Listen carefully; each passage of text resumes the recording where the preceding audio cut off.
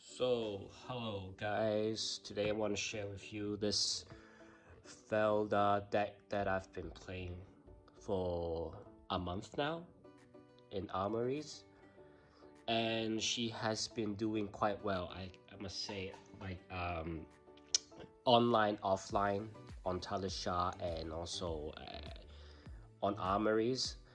I have almost a 100% win rate against brutes, but she may suffer a bit against maybe more aggro decks. Maybe dash you could technically win, but against brute is almost 100% win. So let's go through our hero first. This is Velda. She is a guardian hero that came out in Everfest. So she is a young guardian hero, so she's only legal in Blitz. She's got 21 health, and her thing is when the opponent draws a card during an action phase, she creates a seismic surge token. So, and also during your turn, if you create 3 or more, if you have 3 or more under your control, your attacks with Crush gains Dominate, and that is quite significant. I think she is, in terms of Dominate, she's actually better than Bravo because she doesn't need to pay to activate her ability. So let's go through her equipment. For equipment, I'm using this Titan's Fist as her weapon. I'm using this only because of the Steel Braid Buckler that came out recently in Dynasty. So the weapon, so if you have a card that costs 3 or more, it's a 4 attack. So pitch 3 for a 4 attack. Usually in Guardian's Day, most of the cards are 3 or greater, so this can activate pretty much all the time. And actually, if they don't want to get hit, they at least need 2 cards to block out, unless it's Briar. Maybe she can use 1, but it's better to because it doesn't have any on-hit effects like the Winter's Wail. People tend to not want to block the 4 attack. Maybe just let it hit, or they think it's a weaker attack. But actually, it's really good. I find it pairing with the Tear Asunder. It's a 5 Dominate on hit. Discard 2 cards. So this is quite good for a common weapon, and I'm only using this because of this shield right here. This is like a poor man's stalagmite with no ice effect. You can still block 2 and 1, almost 3 points of attack from this. Before I was using the Anaphoros, but now I'm really sticking to this combination because I find the shield really useful in some matches. And other equipments include Kratos Fist, that's really useful as well for Guardians. Also blocks for 3 times, like 2 and 1. And this is the meat of the Felda deck tag, and this is the Earthlore Bounty. I think everyone who plays Felda will use this one. So this card is when you draw a card, you create a Seismic Surge, which means if both of the opponent and you both draw a card, you actually create 2 Seismic Surge. So this is really impactful we will discuss more in the deck build, but this is pretty much the key piece. And next is the Crown of Dominion that came out in Dynasty as well. I think this one is kind of spicy because before I was using, when I was playing Felder, I would be using Crown of Providence. I think it was quite nice, like it had 2 blocks and a kind of sink below effect, but I find this gold token really useful. So when you're cashing in the gold with cash in, you're drawing 2 cards at the same time you're creating 2 seismic surge, which on your next turn actually benefits you a lot. You're paying 2 less cost to play your attack. And for the feet, the boots, I'm using Mage Master Boots. Okay, so I'm using this Mage Master Boots because I was inspired by the Royal Dromai deck tech that came out recently. Well, not so recently, but with the Mage Master Boots, you would play this Tome of Fandel, and you can maybe, because it's a Guardians deck, most of the time we will have blues. So we'll just play a blue, break the boots, play this from Arsenal, and draw 2. And actually this also creates 2 seismic surges, and you gain some life back.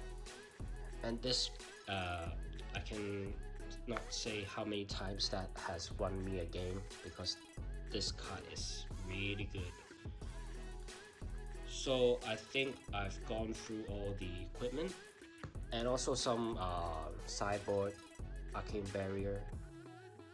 I'm running 3. You could run 4 without the crown and with the no rune hood, but I like running crown a little bit more. I find 3 Arcane Barrier is usually enough. So let's go into the deck build. Okay, so this is basically the structure of my deck. So let's go through the key pieces. The main ingredient must be this sift. Every time you play one, because of the Earthflow bounty, you're gonna get 2 to 3 and sometimes maybe 4 surges, and that is really beneficial because most of the attacks that I run are within 4 to 5 to activate. So maybe if you have more than 4 cards, or maybe you arsenal this red sift, you play it and you actually gain 4 surges and maybe 4 new hands. So it's really useful to set up a big turn. And I'm running 2 red pummels and 2 blue pummels. I think this is going to be really important for the dominated attacks. Usually for the blues, I'm running debilitate. I'm running debilitate, buckling blow, and choke slam. These few cards that has crush and a 6 attack, and they only cost 4, so you can really easily set these up. But for them to activate the crush, it has to deal 4 or more. So the problem is they can block with one hand and disable the crush effects. This is where the pummel comes in to push the attacks over the top so the crush actually activates. For the blues, these ones, I think they are quite almost the staple for all Guardian decks. So they are in just for the blue and the free blocks. Really useful. Tear Asunder. Wow, this card has won me many games with Velda, and also Odin, but I enjoy playing Velda a little bit more. This, because of the value of the Earthflow Bounty and the Surge, actually it's really easy to set up this Terra Asunder, because most of the time if you have more than 4 surges, you actually play this card for free. If you are holding like perhaps Pommel in hand, and this is your hand perhaps, and then you have a 4 cost attack in your arsenal, you block out any attack with your equipment or just take the damage. You play a Terra Asunder, play your 4 attack, and now it's 9 dominated. It's actually 8 dominated without this, but it's still got a better on-hit effect, like it's discard 2 hands. So that's 9.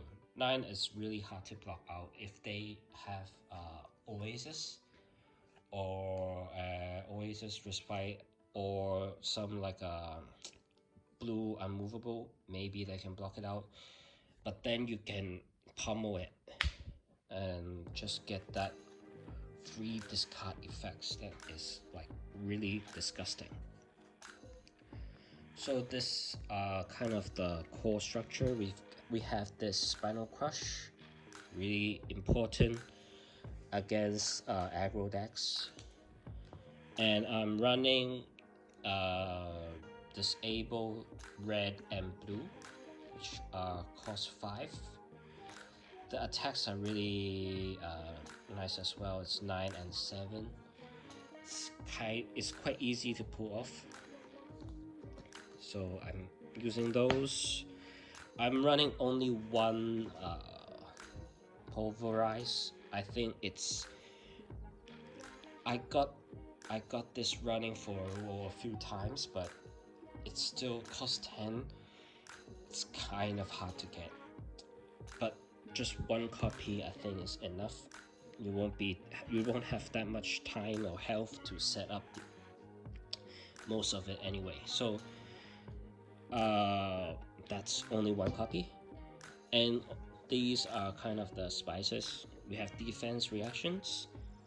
Before I didn't run any defense reaction, only Sing Belows, because this card effect also helps you create a surge through this Earthflow Bounty. And also I'm running 2 blue unmovables. This also saved me a couple of times. I think they are good, that they cost 3, which can activate Titan's Fizz, and it's pitch for blue, so really helpful. And like I mentioned before, cash in, I'm running only one copy. More than one I think is not that great once you've cracked the gold. One copy of Tom of Fendel. Also, one copy is enough. Once you've cracked your Mage Master boots, it's basically useless. You're just drawing 2 cards. So one copy is more than enough. And lastly, this is a Potion of Luck. I think this is good to use if you get to draw it on your first turn, and if you are going first, if you've done your sifting, creating a few surges, and then you put this down, then you pass priority, and during your opponent's turn you crack this bottle and regain up to 5 card hand. It's good for blocking and also helps you establish more seismic surges. Useful, but also sometimes it's quite clunky because it blocks for 0, doesn't block. It pitches, but it doesn't activate Titan's Fist. It's there for a reason, but sometimes it's good, sometimes it's not. I find it quite interesting to have in this deck. So let me explain why this deck is almost foolproof against Brute. I've not lost against Reiner since playing this. The most obvious reasons are Velda's ability. Usually for Brutes, their big attacks includes the Wild Ride, Pulping, and also of course the Blood Rush Barrels. All these attacks requires them to discard a card and draw 1 back. So during their turn, maybe they're activating their Blood Rush. Actually, they're giving me 2 surges for free, and for the next turn, I can, with 2 cards, if I have this arsenal, I only need to use 1 card to activate this, and it's already almost dominated. So it's really easy to win against Brute, but she actually struggles a lot with the aggro decks such as Dash. If she goes first and doesn't and you don't draw up the Sift, if you don't have a Sift on your first turn, you're basically kind of a sitting duck. You have to push a lot of damage if you're going first against these aggro decks. So I would prefer, if you're against maybe Dash, Briar, Fi, all of those that rushes you, you should be going second. But if you are going first, you must pray that you get either the Potion of Luck or other cards that gives you surges. So because that is why you should always go first against them. Always go second. If you don't have the setup turn, she's really a sitting duck against them. So let me give an example of what a crazy turn was like that I played against one Reiner in my local shop. So I remember my hand was, I had 3 surges established, and I had my Tome of Vandal in Arsenal. Something like that. My hand was something like that. So I played cash in, crack the gold, draw 2, and I had one blue Sith, I had a red Sith in hand, and a Pulverize. And at that point, I break the Mage Master Boots and crack the Tome of Vandal, and I draw 2. And basically, I had a lot of cards that I could use, but at the time I sifted, created a few more, and then I got a full blue hand and a Pulverize. So that turn I could just throw in my Pulverize, hit for 14. He blocked out most of it with 4 of his cards, so he was like kind of sitting duck, but I had a 6 surge established, 6 seismic surge established on the next turn, and that's by my next turn he got no, by his turn he got no cards he could play, so they passed priority back to me, and any of my cards that had crush could be played for free and had dominate, which it was quite crazy. Like if you had, even if you had full blue hand, full red cards, 4 red cards, you could still play any one for free if you had 6 surges. That's crazy. Really insane turn. Even Bravo couldn't activate Crush, or it couldn't activate his Dominate without two costs. So I think Valda is really she's a sleeper. Maybe she will get really good soon. I think the Royal Guardian treatment is where it's going to be heading. So let's see if there are more cards that I can utilize in the outsider release. Then maybe we will have a better build for her. So I hope you guys can try this out. It's really fun. It's not really full blocking on her side. It's a lot of setup. So that's it for today. Thank you. Bye.